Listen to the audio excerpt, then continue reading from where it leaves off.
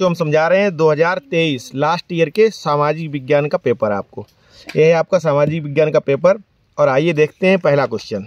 ठीक, देखिए इसमें पूछा गया है निम्नलिखित में से कौन सा 1804 के नेपोलियन कोड में नहीं जोड़ा गया। तो नेपोलियन कोड में कौन सा नहीं जोड़ा गया, ये याद करने के लिए आपको नेपोलियन संहिता में जितने भी चीज़ें वर्णित हैं वो सब आपको याद करनी पड़ेंगी। तो उसमें नहीं जोड़ा गया है, तो इसमें कौन सा था, जन्म से प्राप्त विशेषाधिकार, जन्म से प्राप्त विशेषाधिकार, ये नहीं जोड़ा गया, अर्थात उसे जन्म से प्राप्त विशेषाधिकारों को समाप्त कर दिया था। अगला क्वेश्चन देखते हैं, फ्रांस की क्रांति कब हुई। तो फ्रांस की क्रांति 1789 में हुई। ठीक, अगला देखें, 1861 में एकीकृत इटली का सम्राट किसे घोषित किया गया। तो इसमें हो जाएगा इमैनुअल द्वितीय को। ठीक, अगला है बेल्जियम कहाँ स्थित है। बेल्जियम जो है हमारा यूरोप महाद्वीप में स्थित है। 1929 में आर्थिक महामंदी का मुख्य कारण क्या था। तो इसमें मुख्य कारण था कृषि क्षेत्र में अधिक उत्पादन। अफ्रीका में रिंडर पेस्ट क्या है। तो अफ्रीका में रिंडर पेस्ट एक पशुओं की बीमारी थी, तो ये क्या हो जाएगा, एक बीमारी।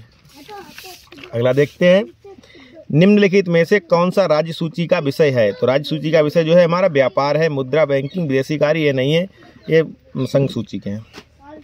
निम्नलिखित में संघात्मक शासन कहाँ नहीं है।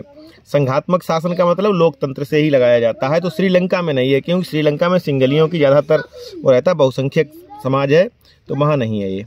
निम्नलिखित में से किसका संबंध लोकतंत्र से नहीं है। तो लोकतंत्र से किसका संबंध नहीं है, देखो स्वतंत्र और निष्पक्ष निर्वाचन ये है, कानून के समक्ष समानता ये भी है, बहुसंख्यकों का शासन जो होता है वो नहीं होता है लोकतंत्र में, इससे संबंधित ये नहीं है इसमें।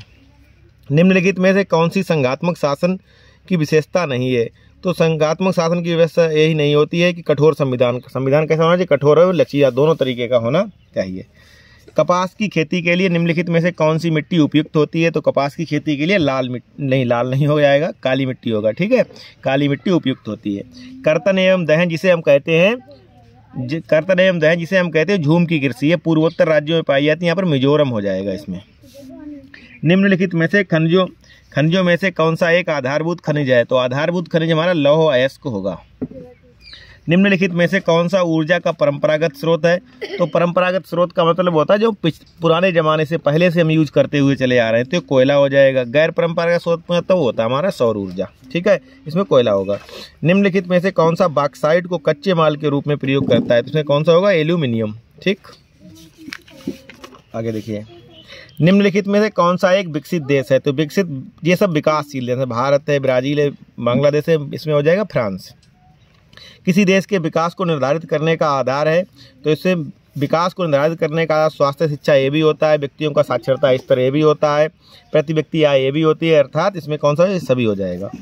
निम्नलिखित में से कौन सा ग्रामीण क्षेत्र के विकास का लक्ष्य है। ग्रामीण क्षेत्र के विकास का लक्ष्य कौन सा हो जाएगा, ये सब हो जाएंगे। ठीक है, तो इनमें से सभी। निम्नलिखित में से किसको कृषि एवं सहायक क्षेत्र भी कहते हैं। कृषि एवं सहायक क्षेत्र प्राथमिक क्षेत्र को कहा है, प्रारंभिक क्षेत्र हो जाएगा। एक लास्ट क्वेश्चन बचा है, निम्नलिखित में से किस वर्ष में उपभोक्ता सुरक्षा अधिनियम पारित किया गया। 1986 में पारित किया गया। अगला पेपर ये वाले क्वेश्चन बचे हैं और ये वाले बच्चे हैं, फिर अगले वाले में समझाते हैं। ये वाले नक्शा जो है अगली वीडियो में समझाते हैं।